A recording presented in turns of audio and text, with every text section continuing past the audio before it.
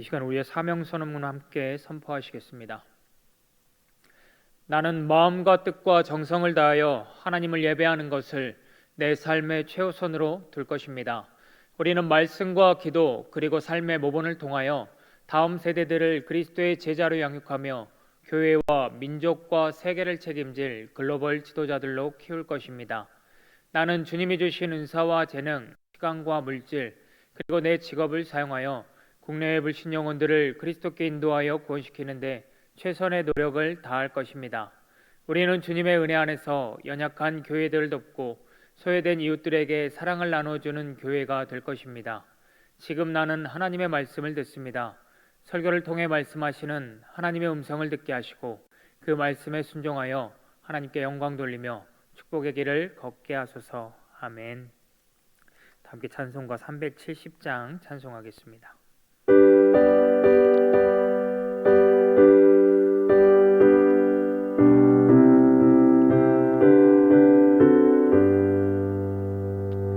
주 안에 있는 나에게 난 근심이 있으랴. 십자가 밑에 나가 내 짐을 풀었네. 주님을 찬송하면서 할렐루야 할렐루야. 내 앞길 멀고 험해도 나 주님만 따라가리. 그 두려움이 변하여 내 기도 되었고 전날의 한숨 변하여 내 노래 되었네. 주님을 찬송하면서 할렐루야 할렐루야. 내 앞길 멀고 험해도 나 주님만 따라가리. 내 주는 자비하셔서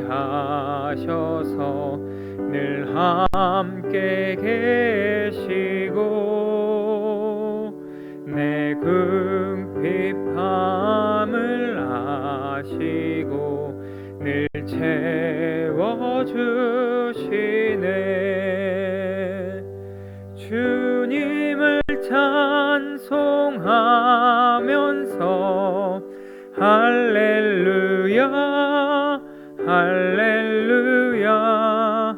내 앞길 멀고 험해도 나 주님만 따라가리. 내 주와 맺은 언약은 영불변하시니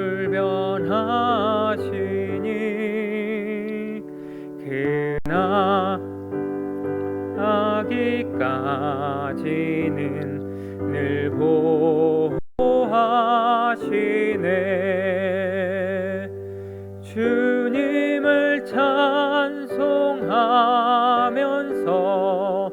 할렐루야 할렐루야.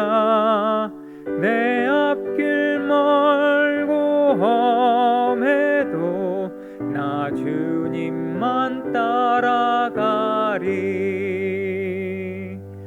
아멘. 오늘 우리에게 주신 하나님의 말씀은 출애굽기 1장 1절에서 7절까지의 말씀입니다.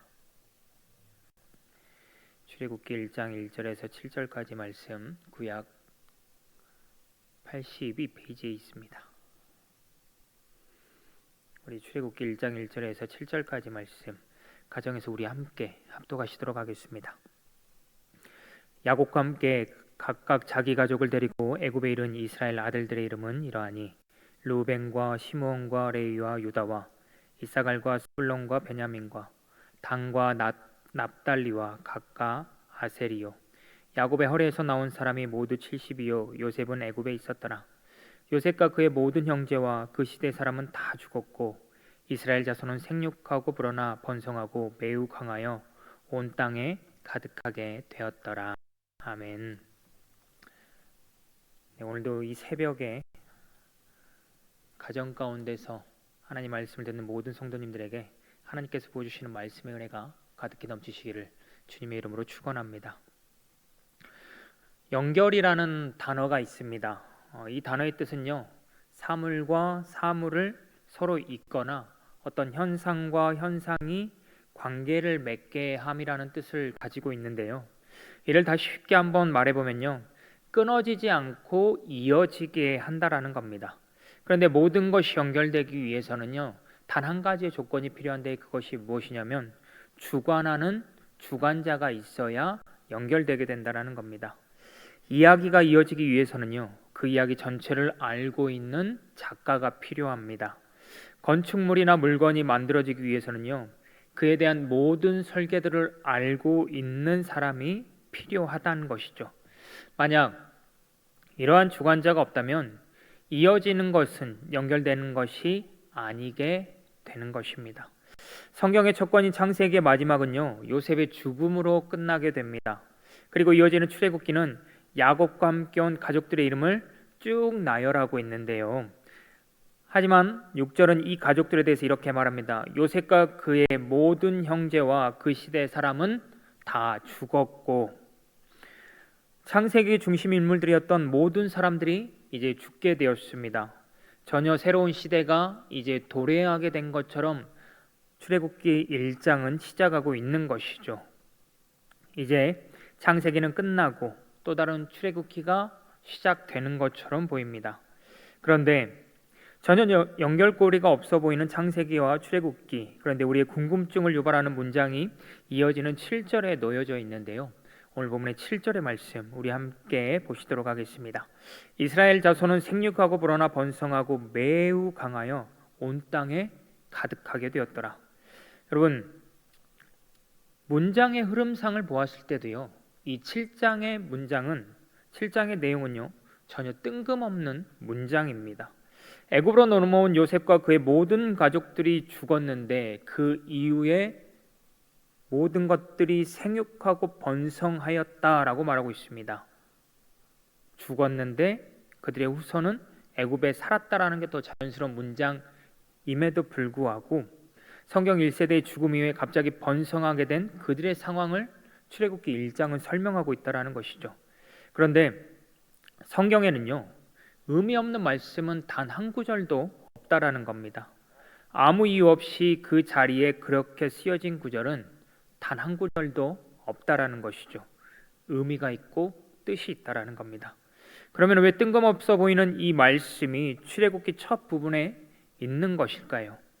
하나님은 이어지는 7절의 말씀을 통해서요, 우리에게 한 가지를 알려주고 계신 것인데요. 다시 7절의 말씀 보면 우리가 이 문장을 어디선가 본 듯한 기억이 납니다. 어디서 봤을까요? 하나님이 모든 흑암과 혼돈에서 천지를 창조하셨을 때입니다. 하나님께서 빛이 없던 곳에 빛을 만드셨습니다. 그리고 어둠만 가득했던 그곳에 하늘을 만드시고 땅을 만드시고 해와 달과 별을 만드셨습니다. 그리고 바다의 물고기와 하늘의 새와 그리고 땅의 식물들을 만드셨죠. 그리고 하나님은 이 모든 것을 만드신 후에 마지막으로 한 가지를 더 만드셨다라고 성경은 기록하고 있는데요. 그건 바로 하나님의 형상을 따라 사람을 창조하신 것입니다. 하나님께서 이 사람을 창조하신 이후에 이들에게 이렇게 말씀하셨죠. 창세기 1장 28절은 이렇게 말하고 있습니다. 생육하고 번성하여 땅에 충만하라. 땅을 정복하라. 여러분, 창세기 1장 28절에 이 두 가지의 동사를 보면요, 두 단어 모두가 명령형으로 쓰여져 있습니다. 하나님께서 사람에게 명령하신 것이죠. 하나님께서 외적으로나 내적으로나 팽창하라고, 더 커지라고 말씀하고 있으신 것입니다. 그런데 우리가 창세기를 읽다 보면요, 이 약속이 그저 아담과 이브에게만 주신 것이 아니라 이후에서 계속 이어지는 노아와 아브라함에게도 동일하게 이 약속을 주셨음을 우리가 읽어볼 수 있게 되는데요. 이는 그 약속이 이스라엘 백성들에게 동일하게 이어졌음을 말하고 있는 것입니다. 그러게 본문의 7절의 말씀은요, 하나님의 이 약속이 하나님의 말씀대로 이루어졌음을 보여주고 있는 것입니다. 즉 요셉의 모든 가족이 죽었다고 해서 새롭게 시작되는 것이 아니라 여전히 창세기와 출애굽기는 연결되고 있음을 보여주고 있는 증거가 되는 말씀이라는 것이죠. 그렇다면 창세기와 출애굽기는 무엇으로 연결되고 있습니까? 사람과 사람입니까? 시대와 시대입니까? 아니면 어떤 물건과 물건입니까? 이 모든 것이 아니라 바로 하나님을 통해서, 그분의 손길을 통해서, 그분의 이루심을 통해서 창세기와 출애굽기가 연결되어지고 있다는 것이죠. 창세기와 출애굽기의 이 두 문장은 우리로 하여금 하나님께서 만들어 가시는 그 역사를 보여주고 있는 것입니다. 창세기에서 세상을 만드시고 아브라함을 선택하셔서 구원사를 여신 하나님은 출애굽기에서 이스라엘 백성들을 크게 만드시고 새로운 나라를 세우시려고 그들을 인도하심에 따라 보내신 것입니다. 창세기에 그 놀랍고 위대하신 하나님이 출애굽기에 그 하나님과 동일한 분이심을 보여주는 것이죠. 그 하나님은 그렇게 동일한 방법으로 그들을 책임지셨으며 동일한 방법으로 여전히 이 말씀을 듣고 있는 우리 인생의 전반부와 후반부 또한 책임지고 계시는 그러한 하나님이시다라는 것을 우리에게 보여주시고 있다는 겁니다. 이는 하나님께서 우리 인생의 전반부만 책임지신 다음에 그 후반부에는 모른 척 하시지 않는다라는 겁니다. 전반부에는 내가 내 인생을 책임져 줄 테니까 후반부에는 네 알아서 하거라라고 하시는 분이 결코 아니시라는 겁니다. 그런데 우리는 살면서요, 이렇게 우리의 인생을 연결시켜 가시는 하나님이 내 삶을 떠나 있다라는 것을 느낄 때가 있습니다. 여러분, 이스라엘 백성들도 그러하지 않았겠습니까? 430년이라는 시간 동안 애굽에서 노예로 살았을 때 그들은 하나님이 없는 어떤 상실감을 경험했을 것입니다. 하지만 분명한 것은 하나님은 결코 사라지지 않으셨고 그들 옆에 계셨다라는 겁니다. 여전히 하나님은 그들과 함께 계셨다라는 것이죠. 왜 그렇습니까? 여전히 우리의 삶에 하나님의 모습은 보이지 않는데 왜 하나님이 사라지지 않으셨다, 우리 곁에 있다라고 우리는 자신 있게 말할 수 있는 것입니까? 그건 하나님께서 약속을 이루시기 위해 보이지 않게 일하시는 분이시기 때문입니다. 이스라엘이라는 나라가 없었습니다. 그런데 이스라엘이라는 민족이 나라가 없이 이렇게 큰 민족을 이루기 위해 노력했다면 과연 얼마의 시간이 걸렸겠습니까? 430년의 시간이요? 아니요. 그보다 훨씬 더 2배, 3배, 4배의 시간이 걸렸을지도 모르겠습니다. 그렇다면 만약에 나라가 없이 그들이 이 민족을 이뤘다고 생각했을 때 과연 이스라엘 민족의 정체성을 유지할 수 있었을까요? 그들은 그 단일 민족을 계속해서 유지할 수 있었을까요? 아니요. 그렇게 될 수 없었을 겁니다. 우리가 알듯이 역사에서 족장 시대는요, 언제나 땅을 차지하기 위한 투쟁의 시대였습니다. 그러하게 가나안 땅도 마찬가지였죠. 430년 전의 민족과 430년 이후의 민족은 동일하지 않았습니다. 이 혼란한 시대를 거치지 않고 민족을 이룰 수 있는 것은요, 단 한 가지의 방법밖에 없었습니다. 바로 어느 누구도 건드리지 않을 만한 울타리 안에 거하는 것이죠. 하나님은 그래서 요셉의 가족들을 애굽으로 보내셨습니다. 그래서 애굽 민족들로 하여금 배척하게 만드셨습니다. 여러분, 세상의 눈으로 보았을 때 정말 복도 지지리도 없다라는 말을 들을 정도의 인생이었지만 모든 것은 하나님께서 약속을 이루시기 위해 행한 일이라는 것입니다. 그러하게 지금 이 시간은요, 우리에게 주어진 이 시간은요, 하나님이 없는 것이 아니라 약속을 주신 하나님이 여전히 우리와 함께하고 계시며 그 약속을 이루시기 위해 일하고 계시는 과정이라는 겁니다. 그러면 이 시간은 우리에게 과연 어떤 시간입니까? 약속이 이루어지는 과정 중에 있는 시간이 되는 것입니다. 여러분, 이후에도 하나님은 계속해서 이스라엘 백성들의 삶 가운데 그 약속을 이루시기 위해서 노력하시고 일하고 계심을 우리가 보게 되는데요. 하나님은 다스림이라는 그 약속에 대해서도 이루어 가십니다. 민족이 번성하였지만 그들은 애굽을 정복하거나 다스리는 상태가 된 것이 아니었습니다. 그렇다면 이 다스림이라는 약속의 그 응답은 언제 주어졌습니까? 말씀에 주어지는 그 약속의 성취는요, 기본적으로 미래를 말합니다. 그런데 이 미래가 그냥 오는 것이 아니라 이스라엘이 성취하기 위해서 인내하고 노력함이 필요했습니다. 실제로 이스라엘의 나라를 세우고 다스리는 권한은요, 가나안 정복기를 거친 이후에 이루어졌습니다. 오랜 시간 동안 노력하고 애쓴 이후에 비로소 그들이 다스림이라는 그 권리를 행할 수 있게 되었던 것이죠. 출애굽이라는 거대한 사건을 견뎌내고 광야에서 40년을 참아내고 가나안에 들어가서 그 모든 정복 과정을 거친 후에 비로소 다스림이라는 약속이 성취되게 된 것입니다. 이 과정에 필요한 것은요, 이스라엘의 노력이었습니다. 길을 가고 직접 싸우고 모든 부분에 자신의 땀과 노력이 필요했다라는 것이죠. 우리는 삶에서요, 금방금방 얻어내려고 합니다. 우리는 무언가 갖고 싶으면 가장 쉽게 말하는 것이 무엇인지 아십니까? 바로 로또라는 복권입니다. 내가 로또만 당첨되면이라는 전제와 함께 우리는 그 뒤에 내가 이루고 싶은 것, 내가 하고 싶은 것, 내가 갖고 싶은 것을 말하죠. 물론 우리가 이 복권을 원하는 게 그저 어떤 유흥과 즐길 거를 위해서 원하는 것이 아니라 내 상황이 너무 답답하기 때문에 자꾸 이 복권을 언급하게 된다는 겁니다. 그냥 한 방에 해결할 수 있는 방법이 있는데 계속 내가 조금씩 그 일을 해야 되고 전진해야 되기 때문에 우리는 그러한 한 방이 있는 어떤 복권을 원하게 된다는 거죠. 근데 여러분, 하나님의 방법은요, 단 한순간에 이루어지는 것이 아닙니다. 하나님은 모든 장애물을 한 방에 한 번에 넘을 수 있는 능력을 우리에게 주시는 것이 아니라 장애물 하나를 넘을 힘을 주시죠. 그리고 이 장애물을 넘으면요, 그 다음 장애물을 넘을 힘을 우리에게 주시는 것입니다.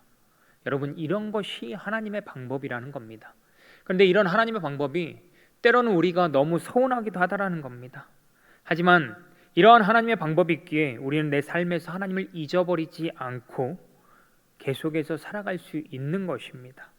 그 장애물과 문제와 고난 앞에서 우리가 때로는 힘들고 눈물도 흘려봐야 이건 내 능력으로 할 수 없구나, 그렇게 깨닫게 되고, 그리고 내 능력을 뛰어넘는 어떤 하나님의 능력과 은혜가 주어졌을 때 비로소 우리는 하나님께 감사하고 하나님의 주권을 인정할 수 있게 된다라는 겁니다. 충분한 시간이 지나지 않으면요, 그냥 그럴듯한 물건이 될 뿐입니다. 우리의 노력이 없으면 그저 겉모습은 그럴듯해 보입니다. 결코 그 본질이 아니라는 것이죠. 여러분, 밥을 하면서 충분히 뜸을 들이지 않는다면 그 모습은 밥 같아 보이지만 생쌀과 같은 존재일 뿐입니다. 그래서요, 하나님의 약속의 성취는요, 우리의 노력과 우리의 시간과 우리의 눈물이 없이는 결코 얻지 못한다는 것이죠. 충분한 시간이 걸리지 않으면 주어지지 않는 것이 약속의 성취라는 것입니다. 그리고 이 약속이 이루어지기까지 이 모든 것을 계속해서 행할 수 있는 끈질긴 인내가 우리에게도 필요한 것이죠. 즉, 우리는 순종하지만 하나님께서 이루시는 것입니다. 하나님의 약속은요, 아무리 노력을 하지 않아도 결과를 한아름 안겨주시는 종류와는 완전히 거리가 먼 것입니다. 하나님은 역사의 기반을 마련해 주시고 계기를 조성하시기는 하시지만 결과까지는 우리에게 떠먹여 주시지는 않는다라는 것이죠. 지금 우리가 보내고 있는 시간이 바로 그러한 시간이라는 겁니다. 모든 것은 준비가 됐습니다. 이제 우리의 행함만이, 우리의 순종만이 남아있다라는 것이죠. 하나님이 우리에게 약속을 주셨지만 우리의 순종이 없다면 그 약속은 그저 한여름밤의 꿈처럼 될 뿐입니다. 하나님은 우리의 삶을 책임지시는 분이십니다. 하지만 동시에 우리도 그에 대한 책임을 다해야 하는 것을 우리는 반드시 기억해야 한다는 것이죠. 주관자이신 하나님이 역사에 우리가 참여하지 않고 노력하지 않는다면 하나님의 약속의 성취는 결코 이루어지지 않는 것입니다. 우리가 순종함으로 내 노력을 해야 하는 시간이기에 하나님이 우리와 함께하지 않는다는 것을, 그런 느낌을 우리가 받게 된다라는 겁니다. 사랑하는 성도 여러분, 하나님은 지금도 우리와 함께 하십니다. 사라지지 않으셨고요, 뒤돌아서지 않으셨고요, 여전히 내 옆에 함께 하시는 분이십니다. 내 인생의 전반에도 함께 하셨던 그 하나님이 내 인생의 후반에도 지금도 함께하고 계시고 있는 것입니다. 그러면 오늘 우리는 어떻게 살아야 되겠습니까? 우리는 이루어가는 삶이 아니라 이루어지는 삶을 살아야 합니다. 그저 한 글자 차이지만 삶에 적용했을 때는요, 한 글자 이상의 차이가 납니다. 이루어가는 삶은 내가 주인이 돼서 내가 결과를 만들어가는 삶이고, 이루어지는 삶은 하나님이 주인이 되셔서 하나님이 결과를 만들어 가시는 삶이 되기 때문입니다. 이루어가는 삶은 내 힘과 내 노력과 내 능력으로 내 인생을 연결해 나가야 하지만, 이루어지는 삶은요, 하나님의 능력과 은혜로 인생이 연결되어지게 되는 것입니다. 때론 내 인생에 실패가 되었을 때 내 힘과 내 노력과 내 능력으로 그것을 연결한다라면 정말 수없이 많은 시간과 노력과 힘이 들어가겠지만, 혹은 그렇게 모든 것들이 들어갔을지라도 연결되지 않겠지만, 이루어지는 삶을 산다라면 우리가 어떤 상황에 놓여져 있을지라도 하나님은 반드시 그 인생을 연결하사 하나님의 약속의 성취의 그 자리까지 이어가신다라는 겁니다. 그러하기에 이루어지는 삶은요, 보이지 않는 삶입니다. 보이지 않는 하나님이 보이지 않게 일하고 계시기 때문이죠. 우리는 언제나 내 노력이 있으면 일정 이상의 결과가 나와야 한다고 생각합니다. 그래서 너무나 조급하죠. 노력하는 삶에서 언제나 보상을 받아야 한다고 생각합니다. 그래서 노력했는데 보상이 없으면 실망하게 되죠. 그래서 알아주기를 바라고 나타나길 바라고 얻기를 바라는 삶을 우리는 살아가고 있다는 겁니다. 하지만 이루어지는 삶은요, 오늘 내가 노력했지만 아무것도 나타나지 않을 수 있습니다. 보상이 없을 수 있습니다. 왜냐하면 이 모든 것을 종합해서 이루시는 분은 하나님이시기 때문이죠. 하지만 우리가 노력하고 행한 모든 것들 가운데 부족한 것들은 내가 채우는 것이 아니라 하나님께서 채우셔서 완전하고 완벽하게 이루시는 것입니다. 여러분, 이것이 바로 이루어지는 삶을 사는 모습인 것입니다. 그러하게 오늘 우리가 아무것도 걱정하지 않아도 되는 것은 내가 이루는 것이 아니라 결과가 나오지 않더라도 모든 역사의 주관자 되시며 내 인생의 전반부와 그리고 후반을 주관하신 하나님께서 반드시 우리의 삶을 만들어 가시기 때문이라는 것이죠. 그러하게 오늘 우리는요, 내가 있는 그 자리 가운데서 내가 해야 할 일을 묵묵히 열심히 최선을 다해서 해가면 되는 것입니다. 특별히 우리는 추석 연휴를 보내고 있는데요, 가족들이 모이면 가장 많이 하는 이야기가 그 이야기잖아요. 1년 동안 어떻게 지냈는지, 무엇을 이루었는지, 무엇을 얻게 되었는지에 대한 그 이야기들 말이죠. 그래서 내가 노력했지만 아무것도 이루어지지 않고 아무것도 보이지 않으면 우리는 기죽을 수밖에 없습니다. 내가 이루어 놓은 것이 없으니까 할 말이 없는 것이죠. 하지만 우리가 이루어가는 삶이 아니라 이루어지는 삶을 살아간다면 우리는 그렇게 많은 가족들이 모인 그 자리 앞에서 기죽지 않아도 된다라는 겁니다. 왜냐하면 하나님께서 내 인생의 그 모든 것을 행하시기 때문이죠. 그러면 우리는 가족들에게 하나님을 자랑하며 하나님에 대한 기대를 선포할 수 있게 됩니다. 어쩌면 세상의 가치관이 전부인 가족들은요, 우리가 하나님을 자랑할 때 때로는 손가락질할지도 모릅니다. 하지만 하나님은 그조차도 반전시켜서 그 모든 것들을 갚아주시는 분이십니다. 하나님은 무엇이든지 이루시는 분이십니다. 그렇기 때문에 우리는 내가 가진 것이 없고 보인 것이 없을지라도 하나님을 자랑할 수 있게 되는 것입니다. 사랑하는 성도 여러분, 이러한 하나님께서 지금 여러분의 인생의 후반을 주관하고 만들어가고 계십니다. 그러하게 실망하지 마시고 하나님에서 하나님으로 이어지는 우리의 인생을 기대하며 살아가시길 바랍니다. 그 하나님을 자랑하며 살아가시기 바랍니다. 그렇게 살아가는 우리에게 하나님은 오늘 보이지 않더라도 내일은 그 모든 것들을 연결하사 그 일을 이루실 것이며, 오늘 이루어지지 않을지라도 내일은 반드시 그 일을 이루고 보여주실 줄로 믿습니다. 그러하게 오늘 하루도 나의 노력과 나의 힘으로 이루어가는 삶을 사는 것이 아니라 하나님께서 이루어 주시는, 하나님이 주인 되시는 하나님의 뒤를 따라가는, 그러한 목자의 뒤를 따라가는 양과 같은 삶을 사시는 저와 여러분들 되시기를 주님의 이름으로 축원합니다. 함께 기도하시겠습니다. 사랑과 은혜가 풍성하신 하나님 감사합니다. 연휴임에도 불구하고 이 새벽에 우리로 하여금 눈뜨게 하시고 하나님 앞에 예배드리게 하여 주심에 감사합니다. 하나님, 그렇습니다. 무언가를 연결하기 위해서, 내 인생에 실패한 그 모든 것들을 회복시키기 위해서 내 힘과 내 노력과 내 능력이 필요하다라고 생각했습니다. 하지만 하나님, 그 모든 것을 이어가시는 분은 하나님이시며 그 모든 것을 이루시는 분은 하나님이심을 우리에게 말씀하셨사오니 오늘 우리의 모든 인생을 하나님 앞에 내어드리는 우리가 되게 하여 주시옵소서. 이루어가는 인생을 사는 것이 아니라 이루어 주시는 인생을 살아가게 하여 주시고, 그 인생을 가지고 오늘 하루 하나님과 함께 늘 동행하며 살아가는 우리 모두가 되게 하여 주시옵소서. 하나님께서 오늘도 우리의 인생을 붙드시고 함께 하시고 인도하실 것을 믿사오며 우리 주 예수 그리스도 이름으로 간절히 기도합나이다. 아멘. 하늘에 계신 우리 아버지, 아버지의 이름을 거룩하게 하시며 아버지의 나라가 오게 하시며 아버지의 뜻이 하늘에서와 같이 땅에서도 이루어지게 하소서. 오늘 우리에게 일용할 양식을 주시고 우리가 우리에게 잘못한 사람을 용서해 준 것 같이 우리 죄를 용서하여 주시고 우리를 시험에 빠지지 않게 하시고 악에서 구하소서. 나라와 권능과 영광이 영원히 아버지의 것입니다. 아멘.